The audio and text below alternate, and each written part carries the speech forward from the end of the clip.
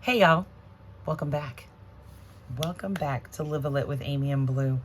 I'm so excited that you're here today, this evening, this morning, whenever you're joining me. Thank you. I appreciate you and I appreciate your time. I wanted to jump on and talk with you all a little bit about my amazing home. I live in a tiny house on wheels. It's the coolest thing in the world. And I love every single thing about it. And I look forward to sharing it with you on this channel. And I wanted to jump on tonight to talk a little bit about what's been going on in Central Florida. Cold. It has been so cold. For the past couple of weeks, we, like many places in the US, have experienced this lovely cold snap and crap that's been going on. And I wanted to just jump on and share with you what that's like living in a tiny house on wheels. You wouldn't think that it would be that much different, but it is. It's a whole lot different than living in a sticks and bricks home. So that's what I want to talk to you about tonight. Living in a tiny house in the deep freeze, or at least the deep freeze of Florida, for a couple of weeks. Fortunately, I'm not going to be putting my home in a cold area. It's not going to go up north. It's not going to go to the Midwest. I know many people live in tiny homes in cold climates. God bless them. I think it would be so much more work, and maybe it's not, and I'm overthinking it way too much. But for me, I am elated and thrilled to have my home in Central Florida for right now. But over the past 2 weeks, things have had to change a little bit. And it has been nippy, to say the least, in Florida. And I'll be honest, I'm not a fan. Excuse me. I am not a fan at all. I did not move south for this shit. Let's just be honest. And anyone who knows me knows that, guess what? I'm a pansy. Yes, I grew up in the Midwest. And I'll be honest, over the last 2 weeks, I'm kind of sick of hearing people say, aren't you from Iowa? Didn't you go to Michigan State? I believe, didn't you go to Iowa State? Didn't you grow up where it was snow and where it was cold and ice and a deep freeze and blah, blah, blah, blah, blah, and all the fun things that people want to say.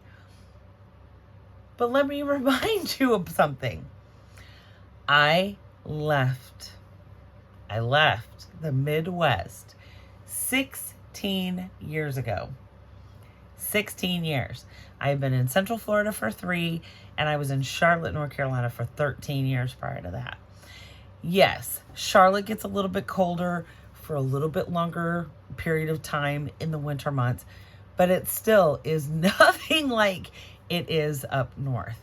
So I have intentionally stayed south for a reason, and to avoid the cold.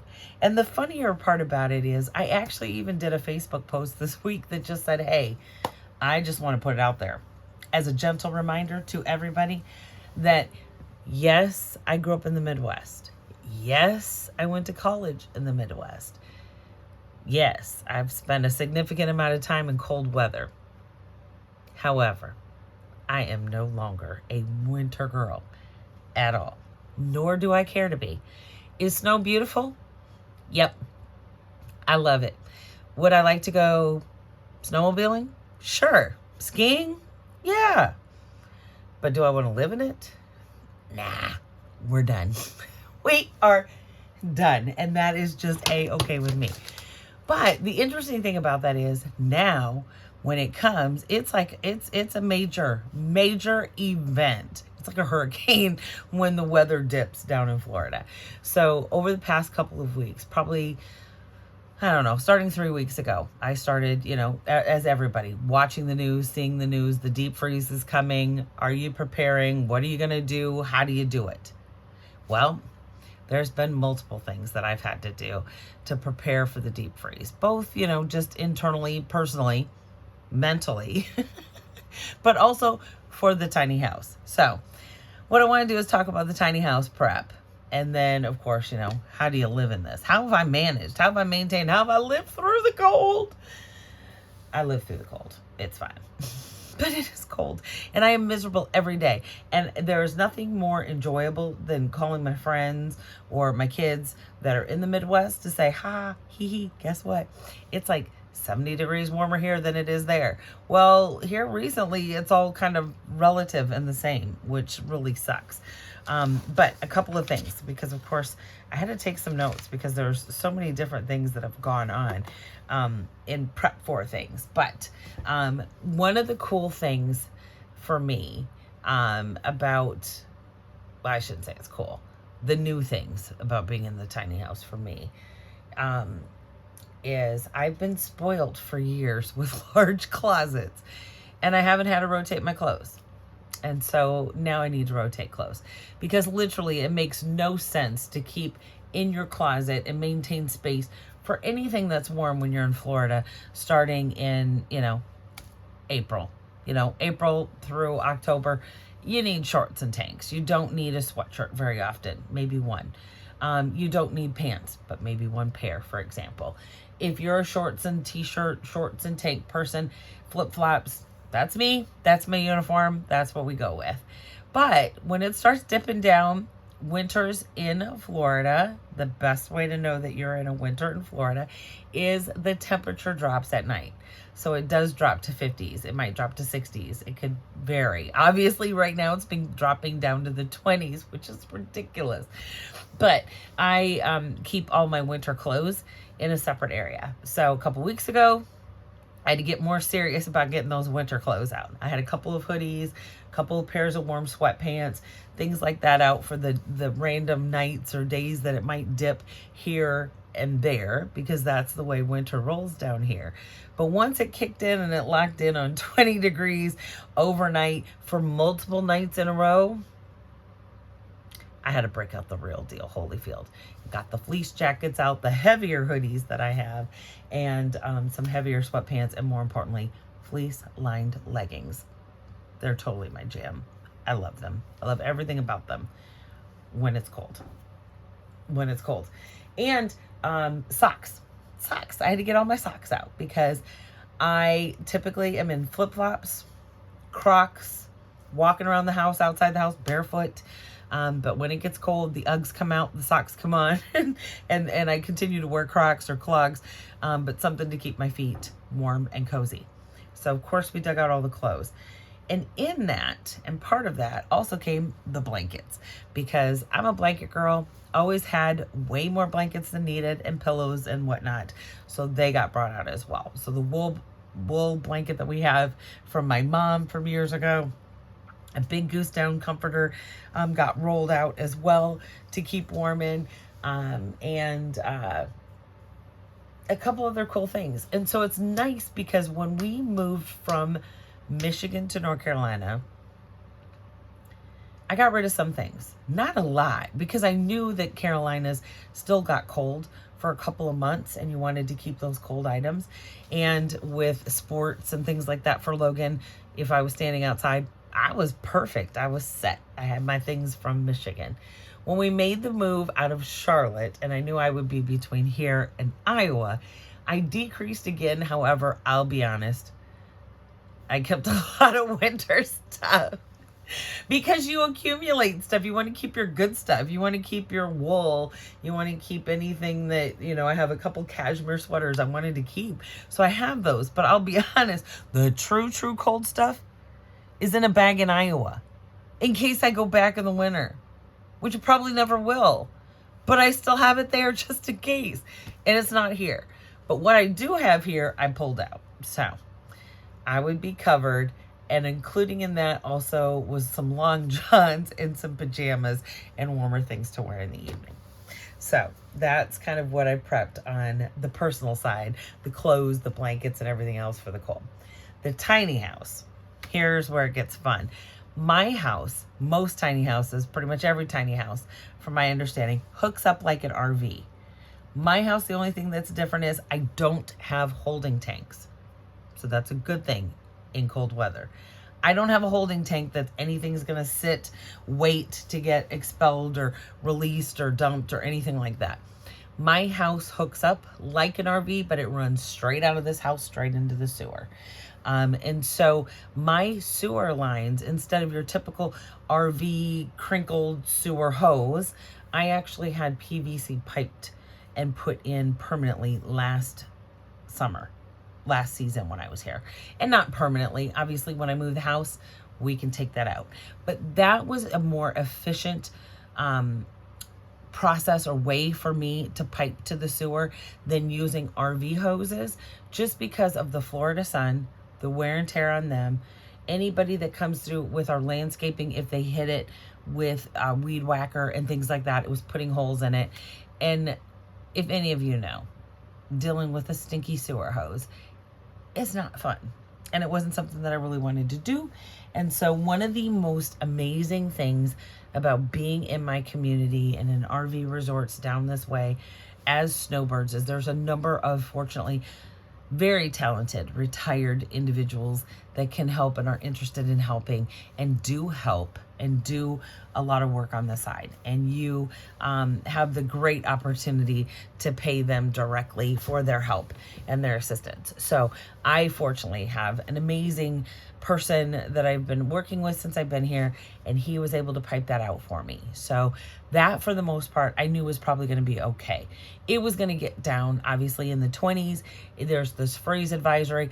But the fortunate thing for us is that every day it's getting up to 50. It's getting up to 60. Today it was up to 70. So the sun is out. It's warming things up. It's not going to be a constant 20 degrees all day long, causing it to really freeze. So I wasn't as worried about that. Now, water coming into the tiny house comes directly in through a hose, directly into my kitchen sink area. That's where the water is dispersed throughout the house from that direct point. I have probably 40 feet, maybe 30 feet back to the water hose. So I used to, when I purchased the house, have a heated hose line. Something I thought about keeping, because when he built this house, the person who built it had it in South Dakota. So it was cold. They lived in it there, needed that. I knew I wasn't going to need it here in Florida. It had been compromised. It wasn't looking like it might work 100% because of the time, the wear and the tear, the move and things like that. So we discarded that and did not feel the need to maintain and or keep them. Now, I could buy another heated hose. For the distance, it might cost me $100, $150. But considering the fact that I only need it a few times out of the year, part of that deal was, let's just see how it does in the cold now, because it heats up during the day and the sunlight's going to hit it. So the morning sun comes up. It's hitting that side of my house and where my hose are from the beginning of the morning until late in the afternoon. Because the fortunate thing is it's in the back corner of the house, so it actually has all day sun, which helps. But one of the things that we did do is that the base of the entrance to my house was cover that hose.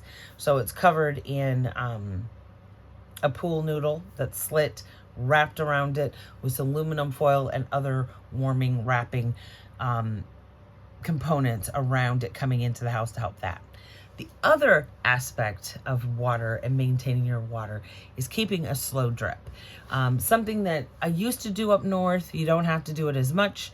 I know in Charlotte we had to do it all the time, was when it would dip down and get cold, you'd want to keep your faucets on a drip to keep that water running, which in this situation even more so I do. So I keep the kitchen faucet dripping or at a slow stream every evening, anytime it starts to get cold. So usually at dark, at about 7, 8 o'clock at night, until that next morning, mid-morning, I would let it go so that water was constantly moving so that hose wouldn't freeze up on me. And I was very, very fortunate and blessed. Thank you, God, that we did not have any issues through this stint. Now we're going to have a couple more cold days, but prayerfully, all's good and the tiny is going to be protected. One of the other things that I could do in the tiny is put skirting on. I don't have skirting. It is pretty covered on the one side, on the front side of the house. The underside or the trailer is pretty covered because of the fact of I'm decking at the front door. I have a couch that runs along one side, and in the other area is kind of where I park. So with the car blocking any of the wind that might come up underneath the house from that direction can, help ease some of the cool that's hitting the house. But putting skirting on and around the house would help keep some of that heat in from the ground and alleviate anything coming up from the floor. Because what you will find in the house is the floor is the coldest spot in my tiny house. Even though I have foam insulation and everything else around the walls and in the floors, the floor is cold. So when it hits down to 20, you feel it on your feet. So the socks, slippers, anything like that, I have definitely pulled out. The other interesting thing about my house is the fact that it came with a mini split. So the mini split provided both heating and cooling elements in the tiny house. My house was built in South Dakota and eventually moved to Florida. During that transport, the shaking, the moving, and then it sat here in Florida for a couple of years before I bought it. I knew that the mini split probably wasn't in the best shape and condition. It had some look of some potential wear and tear or leaking, and so we were concerned about that. And I was able to stretch the heating, or not the heating, but the cooling element, the air conditioning piece of it out for a couple of years. But that had to get replaced last season. So with that, I lost the heating element. Interestingly enough, I never used it for a heater. Previous owner, the original owner, and the guy who built it, I believe, did when they lived in South Dakota and said it was wonderful for the house. However, it sets up pretty high. I honestly didn't think it would be beneficial because I figured heat rises, it's all going to go up into the loft. I didn't want that to happen so I could sleep in the loft. So I've never used it. I actually have a space heater, a small fire viewed blowout heater that I can use on the main floor. It doesn't take long to heat the space up or to take the chill off by any bit. And so it's nice. I can use that. I can boil some water for coffee and the house is pretty much warm. The other thing that I do is I leverage the sun. So you see I've got the great shades on the house. It definitely keeps the heat out. It keeps the cold out. And it keeps the warm in. So I've learned to live by the sun. So in the morning, all of the window shades get open so the sun can come in and warm up the house. And in the afternoon when the sun starts to set, we close them all to keep the heat in here. And I'll be honest, even tonight, it's 55 degrees out. It's pretty smoking in this house. I had to open the windows for the first time in a while. So it definitely retains its warmth, it's cool, it's everything, and is just perfectly built for that, which I just think is great. But you know, it doesn't hurt that I get to break out some hoodies and some leggings, and I love that. But preferably I'll take a 70-degree day and a 50-degree night all day, every day. 50-degree nights are awesome because you can open the windows and sleep with it a little bit cool, but you know it's going to heat up the next day and you're good to go. But overall, the deep freeze in a tiny house, I feel like isn't any or too much different than a deep freeze in a sticks and bricks house. You have some preparation. You know, I know, one of the things that I had to do was make sure that I had propane. Many people heat their homes on propane or cook or have water heaters that run on propane.